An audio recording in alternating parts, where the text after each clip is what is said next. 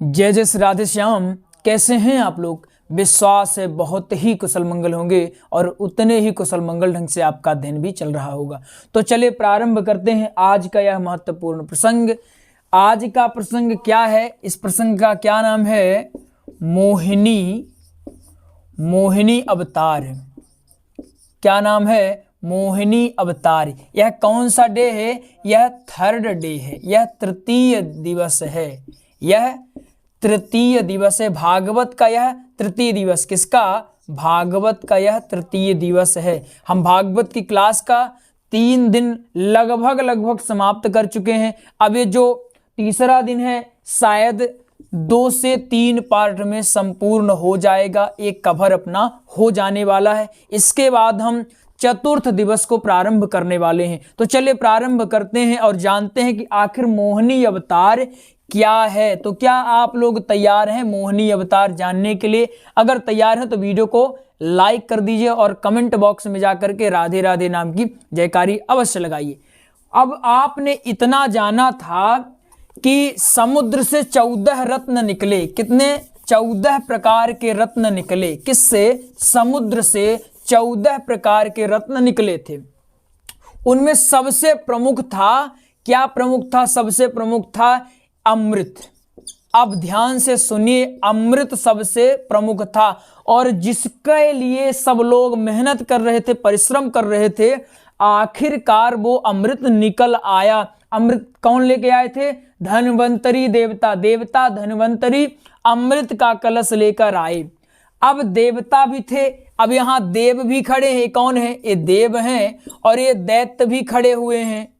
ये दोनों खड़े हुए हैं। जैसे ही देखा कि अमृत का कलश आ गया, ये देवता भी खड़े हैं, दैत्य भी खड़े हैं। जैसे ही देखते हैं कि भैया अमृत तो आ गया, जिसका इंतजार कर रहे थे, अमृत तो आ गया। पहले मीटिंग क्या हुई थी कि आपस में हम लोग मिलकर बांटेंगे, आधा आधा जो भी समुद्र से निकलेगा, आधा देव लेंगे, आधा दैत्य लेंगे। पहले ये बात हुई थी। लेकिन जैसे ही दैत्यों ने देखा कि अमृत निकला है, इनके मन में लालच आ गई और लालच ये आई कि हम इनको अमृत क्यों दें, हम श्रेष्ठ हैं, अमृत हम ही पिएंगे। और अगर धोखे से देवताओं ने अमृत पी लिया तो जो आज हम इन पर आधिपत्य जमाए बैठे हुए हैं, कल को हमारा आधिपत्य चला जाएगा, हमारी श्री नष्ट हो सकती है। इसलिए उत्तम यही है कि जो वादा किए वादा को तोड़ो। अभी मौका है कि ये अमृत का कलश लेकर सीधे फरार हो जाओ। अब देवता बेचारे भोले भाले देवता थे, सोच रहे थे कि हमारे दैत्य भाई भी बंटवारा करेंगे, लेकिन दैत्य भाई कुछ और ही प्लानिंग कर रहे थे। असुर हैं, ये अपना भला ही चाहते हैं, किसी और का भला तो चाहेंगे नहीं। ये अपना भला देखते हुए दैत्य बढ़िया यहाँ अच्छे से मीटिंग जमाए, कहते हैं चलो छुड़ाते हैं, लेके भाग देते हैं और सीधे आक्रमण कर दिए इस अमृत के कलश पर और अमृत के कलश को ले जाकर के भाग गए और वहां से अंतर ध्यान हो गए। देवता बस चिल्लाते रह गए, भाग गयो, ले गयो अमृत को कलश, ले गयो अमृत को कलश। बस चिल्लाते रह गए और ये सारे दैत्य अमृत का कलश लेकर के अंतर ध्यान हो गए। अब देवता बेचारे मुंह लटकाए लटकाए पहुंचते हैं श्री नारायण के पास। कहाँ जाते हैं? श्री नारायण के पास जाते हैं। श्री नारायण जी के पास जाते हैं। कहते हैं प्रभु अनर्थ है गयो, अनर्थ है गयो। प्रभु कहते हैं क्या किया? अब तुमने कौन सा कांड कर दिया भैया? बोले कि हम तो इंतजार कर रहे थे कि बंटवारा होगा, हमें भी अमृत मिलेगा, हमारे दैत्य भाई भी अमृत पिएंगे, लेकिन वो तो उनकी प्लानिंग कुछ और चल रही थी। वो अमृत का कलश लिए और वहां से रफू चक्कर हुए। अब बताइए प्रभु हम क्या करें? प्रभु कहते हैं तुम लोगों को परेशान होने की आवश्यकता नहीं है। ये असुर हैं, लालची हैं, लोभी हैं और अपने लोभ के कारण ही अभी तक ये लोग अमृत का बंटवारा नहीं कर पाए हैं, अभी आपस में ही लड़ रहे हैं। अब सोचिए, ये आपस में लड़ने का यही एक नुकसान यहां हुआ। अगर ये जो दैत्य हैं आपस में लड़ाई नहीं करते तो शायद हो सकता था कि जो अमृत का कलश था वो उन्हीं को मिल जाता, अमृत पान करके वो अमर हो जाते। लेकिन आपस में लड़ाई कर रहे थे, इसलिए उनको अमृत का लाभ नहीं मिला। हाथ में आया हुआ भी अमृत उनसे चला गया। इसीलिए कहा जाता है कि आपस में मिलकर रहें, आपस में बैर भाव न रखें। ये जो दैत्य थे, ये आपस में लड़ाई के कारण बस कह रहे थे कि पहले मैं पीऊंगा, पहले मैं पीऊंगा, पहले मैं पीऊंगा। इसी चक्कर में कोई भी नहीं पी रहा था, खींचातानी लगी हुई थी। अब भगवान कहते हैं तुम लोगों को परेशान होने की आवश्यकता नहीं है, हम जैसा कहते हैं वैसा करो। अब भगवान एक सुंदर रूप धारण करते हैं। बोले मोहिनी भगवान की जय हो। अब भगवान देखिएगा कौन सी लीला यहां करते हैं। बहुत ही सिंपल तरीके से समझेंगे। आज का प्रसंग बहुत ही सिंपल है, कोई टफ नहीं। अब भगवान यहां मोहिनी का अवतार लेते हैं। किनका अवतार लेते हैं? मोहिनी का अवतार लेते हैं। चलिए मोहिनी का अवतार लिए भगवान, तो थोड़ा अच्छे से बना दें इनको, अच्छे से। ये मोहिनी का अवतार भगवान लेते हैं। ये देखिए, ये मोहिनी का अवतार है। ज्यादा आप लोग चित्र पर मत जाइएगा, बस समझने में आपका फोकस होना चाहिए। ये मोहिनी का अवतार भगवान लेते। ये कौन है? ये मोहिनी है। कौन है? क्या सबको पता है ये कौन है? ये मोहिनी है। अब भगवान मोहिनी का अवतार लेकर के यहां दैत्य लड़ाई कर रहे होते। कौन है? ये दैत्य यहां लड़ाई कर रहे, ये दैत्य हैं। ये दैत्य लड़ाई कर रहे होते हैं। इतने में मोहिनी का रूप धारण किए भगवान पहुंचते हैं और कहते हैं, हे राजन, कौन हैं आप लोग? आपके मुखमंडल से एक अलौकिक आभा उत्पन्न हो रही है। लग रहा है आप किसी महान कुल से हैं और कोई महान कार्य करके आ रहे हैं। और हमने सुना है किसी ने समुद्र मंथन किया है। कृपया आप लोग मुझे बताएं कि आखिर समुद्र मंथन करने वाले वो वीर कौन है? हम उनके दर्शन करना चाहते हैं और उन्हें हम प्रणाम करना चाहते हैं। अब जैसे ही दैत्यों ने सुना, दैत्य प्रवृत्ति के जो लोग होते हैं वो इतनी जल्दी पिघलते हैं कि दो बात उनको कह दो प्रेम भरी, दो थोड़ा सा तारीफ कर दो, वो चने के झाड़ में चढ़ जाते हैं। ये भगवान को अच्छी तरह से पता था। भगवान ने क्या किया कि दैत्यों को चने के झाड़ में चढ़ाना प्रारंभ किया और कहा, मैं प्रणाम करना चाहता हूं ऐसे योद्धाओं को जिन्होंने अपने बाहुबल से समुद्र मंथन किया।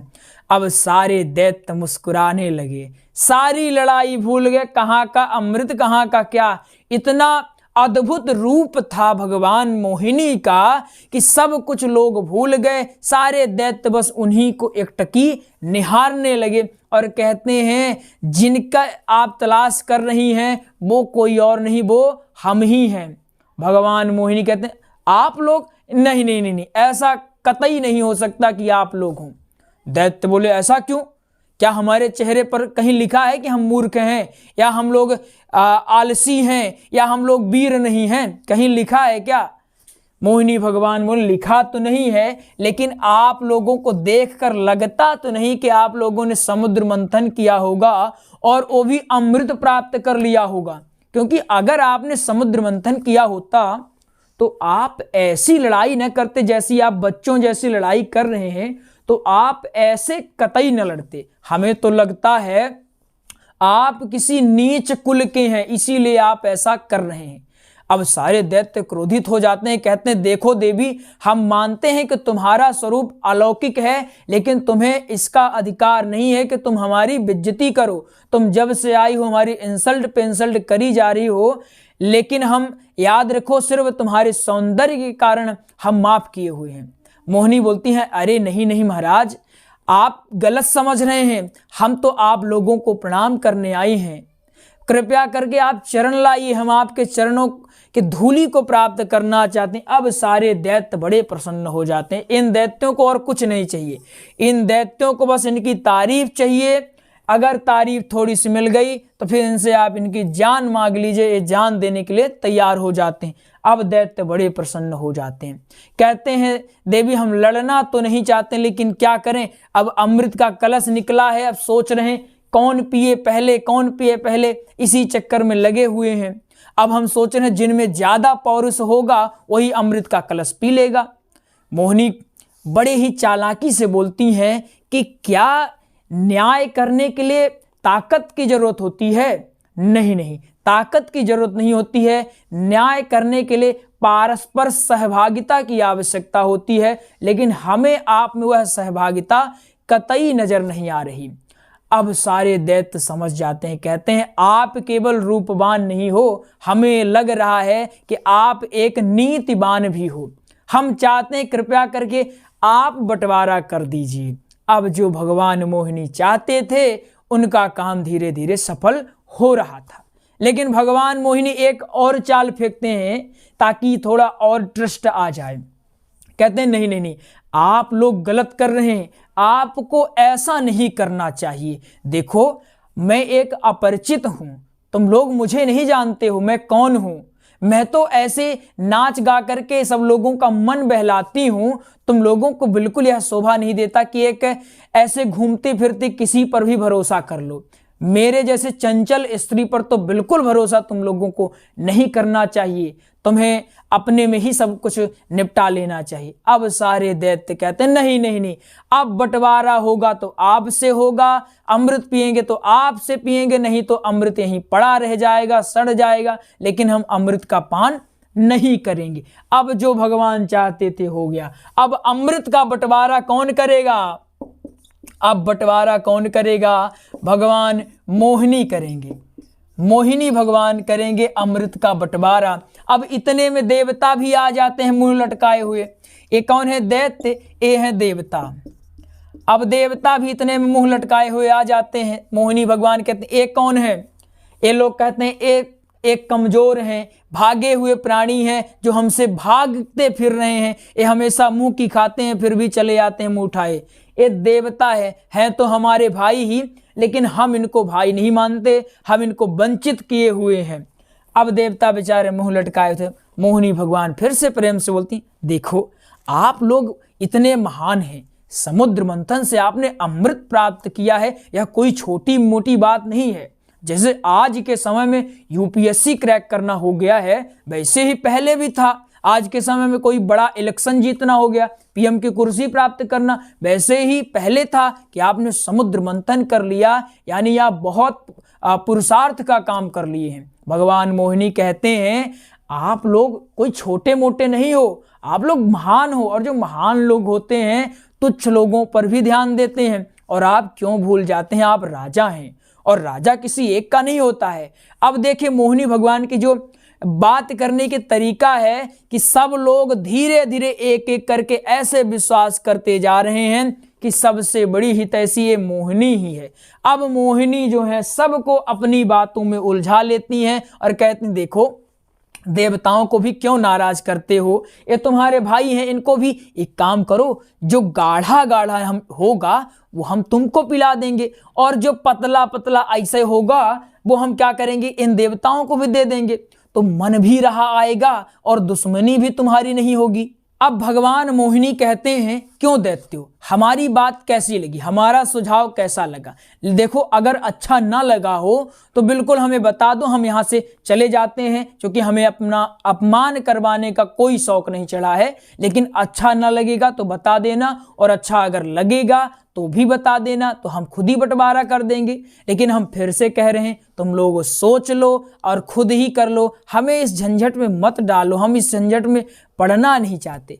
अब सारे दैत्य कहते हैं नहीं नहीं, हम तो अमृत का पान आपके हाथों से करेंगे, वो भी नृत्य के साथ करेंगे। तब मोहिनी कहते हैं बिल्कुल तुम लोग, आज मैं समझ गई हूं कि जो दैत्य हैं उनके बारे में फालतू में ही अफवाह फैला के रखे हैं कि जो दैत्य हैं अधर्मी होते हैं। तुम लोग तो कितने महान हो, और आज के बाद और भी आप लोग महान हो जाओगे। वो कैसे? इसलिए कि लोग क्या कहेंगे कि बताओ अपने पुरुषार्थ से, इतनी मेहनत से इन लोगों ने समुद्र मंथन किया, समुद्र मंथन करके अमृत निकाला, और अमृत निकाल करके खुद भी पिया और अपने भाइयों को भी दे दिया। बताओ तुम्हारी ख्याति कितनी बढ़ जाएगी। तुम लोगों को मैं बारंबार प्रणाम करती हूं। ऐसा जहां कहा सारे दैत्य पगला गए। अब तो बस कहां देखने लगे, मोहिनी के नैनों में देखने लगे। अब सारे दैत्य पागल हो गए। अब इन लोगों ने लाइन लगा ली, एक तरफ बैठ गए देव, ये देव बैठ गए, एक तरफ बैठ गए दैत्य। अब ध्यान से समझिएगा, ये कौन है? ये है मोहिनी। ये मोहिनी है, इतना समझ में आया। और ये कौन है? ये देव है। ये देव हैं। और ये कौन है? ये दैत्य हैं। ये दैत्य हैं। अब दोनों को बैठा दिए कि एक काम करो, अब हम बंटवारा करना प्रारंभ करते हैं। लेकिन दैत्यों, तुम लोगों को हमने जो कहा याद है कि नहीं याद है? हमने क्या प्लानिंग बनाई है कि जो ऊपर का पतला पतला अमृत है, हम पहले इन लोगों को पिला देंगे और पिलाकर इनको भगा देंगे। और जब ये भग जाएंगे तो जो नीचे का गाढ़ा गाढ़ा अमृत है वो हम तुम लोगों को पिला देंगे और तुम लोग हमेशा के लिए अमर हो जाना। इसलिए तुम्हारी बड़ाई भी होती रहेगी कि तुम लोगों ने किसी का हक नहीं छीना और अमर भी हो जाओगे। ये बात इन लोगों को समझ में आई। कहते हैं ठीक है, आप एक काम करो, देवताओं को पिला दो ऊपर का जो पतला पतला है और नीचे का गाढ़ा हमें पिलाना। लेकिन मोहिनी याद रखना, एक गाढ़ा ना पी जाए देवता, नहीं तो फिर बड़ा ही लड़ाई झगड़ा कर लेते हैं देवता। मोहिनी कहते हैं तुम लोग हमें मूर्ख समझ बैठे हो क्या? हम कोई ऐसे नहीं, हम भी राजनीतिक परिवार से हैं। राजनीति में हमें उतरे बहुत दिन हो गया, सालों साल हो गया। तुम लोग तो आज आए हो राजनीति में, हम तो पता नहीं कब से राजनीति में ही थे। इसलिए तुम लोग परेशान न हो, बस भरोसा रखो हम पर, हो गया। अब मोहिनी अमृत का कलश लेकर आती हैं और एक एक करके सारे देवताओं को अमृत का पान करवाने लगती हैं। सारे देवताओं को अमृत का पान करवाने लगती हैं। इनमें एक जो दैत्य में था, दैत्य में एक स्वरभानु नाम का, क्या नाम था? स्वरभानु नाम का एक दैत्य था, एक राक्षस था जिसका नाम था स्वरभानु। यह बड़ा बुद्धिमान था। इसने जैसे ही देखा अमृत के कलश में अब तो वहां अमृत है ही नहीं। बात क्या हुई थी कि ऊपर ऊपर का पिलाना है, लेकिन जो अमृत का कलश था ये अब खाली हो चुका था। इसमें बहुत ही कम अब बचा था, इसमें बहुत कम क्वांटिटी में अमृत बचा हुआ था।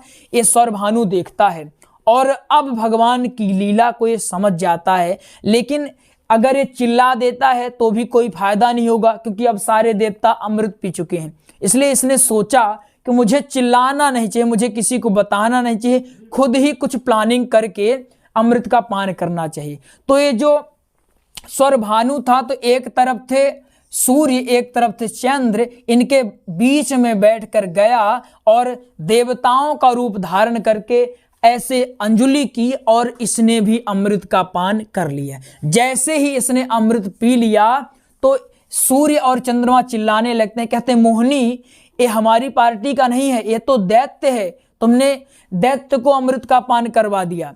वैसे ही जैसे पता चलता है ये दैत्य है, भगवान ने अपना सुदर्शन निकाला और इसका गला काट दिया। लेकिन अब इसने अमृत का पान कर रखा था, इसलिए इसकी मृत्यु नहीं हुई। इस एक ग्रह बन गया। क्या बन गया? यह ग्रह बन गया। ब्रह्मा के पास खबर पहुंची, ब्रह्मा जी ने कहा कि अब तो इसने अमृत का पान कर लिया, इसलिए यह मर नहीं सकता है, इसको मृत्यु नहीं छू सकती है। लेकिन एक कर सकते हैं, इसको ग्रह बना दें। और यह ग्रह बना दिया और आप देखते होंगे चंद्र ग्रहण लगता है, सूर्य ग्रहण लगता है। तो किसके कारण कहा जाता है? धार्मिक मान्यताओं के आधार पर ये कहा जाता है कि ये जो स्वरभानु नाम का एक राक्षस था, इसने अमृत का पान कर लिया, जिसके कारण इसकी मृत्यु नहीं हुई। और यह क्या किया कि अब यह ग्रह के रूप में विद्यमान हो गया। अब यह कौन सा ग्रह है? यह राहु। इसको क्या बोला जाता है? राहु बोला जाता है। क्या?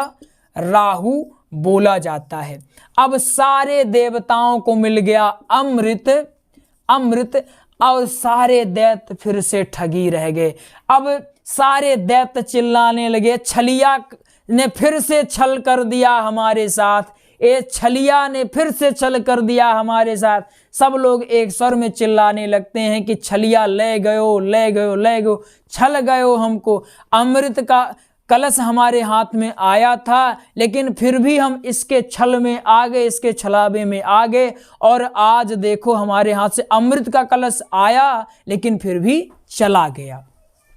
ये सारे लोग एक स्वर में चिल्लाने लगते हैं। लेकिन अब तो सारे देवता अमृत का पान कर चुके थे, इसलिए सब लोग अमर हो जाते हैं। इस तरह अमृत का बंटवारा देवताओं में होता है और सारे देवताओं को अमृत मिलता है और सारे दैत्य हाथ मलते रह जाते हैं। इसके बाद देवासुर संग्राम होता है। उस संग्राम में क्या होता है, उस संग्राम में सारे देवता विजयी होते हैं, स्वाभाविक है विजयी होंगे ही, क्योंकि इन लोगों ने अमृत का पान किया है, और सारे दैत्य मारे जाते हैं। अब सारे दैत्य जब मारे जाते हैं तो दैत्यों के गुरु जो हैं, अब वो क्या कमाल करने वाले हैं, अगले भाग में यह जानने वाली बात होगी कि आखिर अब क्या होगा। अब अमृत का पान तो सारे देवता कर लिए हैं, लेकिन सारे दैत्य बचे हुए हैं।